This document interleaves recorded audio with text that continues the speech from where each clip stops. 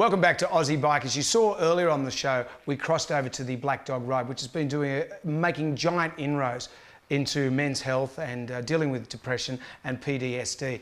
A man that's been working in this field for about 30 years now as a counsellor in the field of drug addiction, alcohol addiction, sex addiction, is with us right now to talk about, I guess, everything that we've wanted to ask and more. Steve Stokes, welcome. Thank you, mate. Addictions, how do they manifest? I like a beer. Yep. I like sex. Yep. But how does it get to a point where it gets too much? I think they're good questions to ask because everyone likes sex, you know, and I hope you do. And drinking alcohol, you know, once you get over 18 is a pastime in our country. That's a really good one to participate in, done well, you know. But I suppose there's 5 quick questions to ask yourself. Do I have a compulsive use? So when I start, can I guarantee when I'm going to finish? And that includes having a big one on New Year's Eve. So you might go, look, I'm going to get trashed tonight. I'm going to make sure my keys are at home. I'm going to have a sober driver. So that's not compulsive use. That's just having a big night. Impaired control, so that once that compulsion kicks in, you can't guarantee when you're going to stop. And sometimes you'll have mates and you know that. Oh, you know, Pete's having a big one tonight. There he goes. We better someone steal his keys. You know, look, we've got to look after each other. Continued use in spite of consequence. So we keep going even though we get that DUI or we have that blackout and get in trouble at work. So that continued use in spite of consequence. Those are the big 3. And then you're looking for 2 others. Denial. When people start to make excuses, tell stories, and even completely lie and what they call gaslight you. And they just say it didn't happen, but the chocolate sauce is still around their lips. They ate the chocolate bar. And the other one is the phenomenon of craving, that they can sort of self-report that they really want it. It's like, I had a friend talk about it as a 20 out of 10 syndrome. So my old man wasn't an alcoholic. I was adopted, so I haven't. He loved a glass of port at night. Gave it 10 out of 10, easy. Bit of cheese, that's probably 11 out of 10. Right. But if I have a glass of port, it's a 20 out of 10. I'm an alcoholic. Right. So when I drink it, it affects me differently. And what we've got now with neurosciences, they can give us some areas in the brain that sort of literally graphically show that impact. So that helps for some of the blokes that really want to know, prove it, buddy. Well, yeah. Some of the things we can prove even with process addictions. We can sort of show them the research that that lets them know that there's something different happening in your head than the bloke next to you. The inroads that we've made for mental health, even in the last 5 years, are extraordinary, wouldn't you say?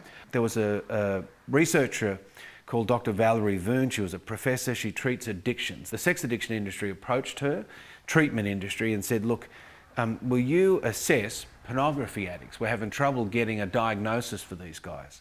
She didn't want to do it because it's a bit, you know, it's like she wanted to be taken seriously. She's a young professor. So she took mirror images as in an fMRI machine of men who self-reported as porn addicts. They met that criteria of addiction and their brains lit up to the same amount as a cocaine addict that had their picture taken. Huh? They couldn't find men that hadn't seen a nude image, so you can't really have a cohort of people that haven't seen porn. Largely we've seen nudity at some point, but they found people that did not meet the criteria, so they didn't watch it obsessively. Same porn, same pictures in an fMRI, and they got a different result completely. So the World Health Organization just gave it a diagnosis, largely due to some of this research now. So for blokes that are out there, if you're watching a bit of porn and it's not a problem, that's your business. If you're watching some and it's causing consequences in your life, it's getting compulsive, it's eating into your lifestyle in a way that you didn't expect, and now you're lying about it, then talk to someone about it, you know. Do you find, like with the Black Dog Ride, motorcyclists, I find, and I can say this because I am one, you spend a lot of time in your own head, the mode of transport that we choose, and I like that, to be honest, and but I'm a very social person.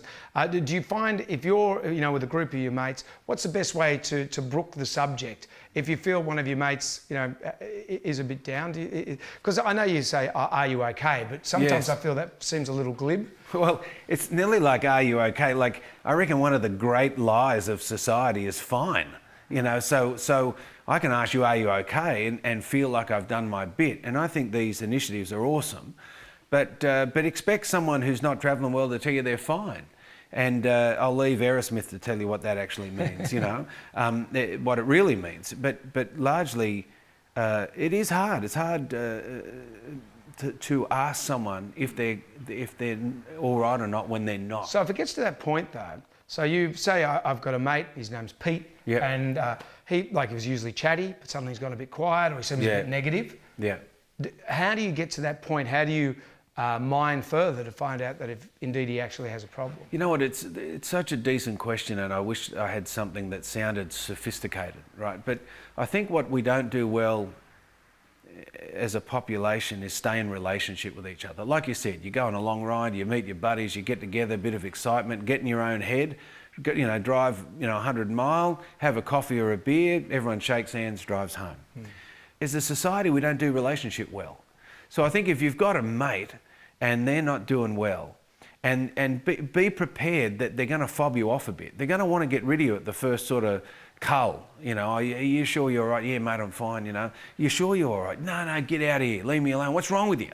Yeah. So I think be prepared to go to the mat with a mate, because they're going to get rid of you. If they've got an alcohol or drug problem, now they've got a tolerance with withdrawal issue, so it's not going to be easy. If they've got PTSD and they're not talking about it, and PTSD can come from an act of violence or an act of life threat in your adult life, but a lot of men I work with come in with a resulting depression from PTSD from childhood trauma that they just don't talk about.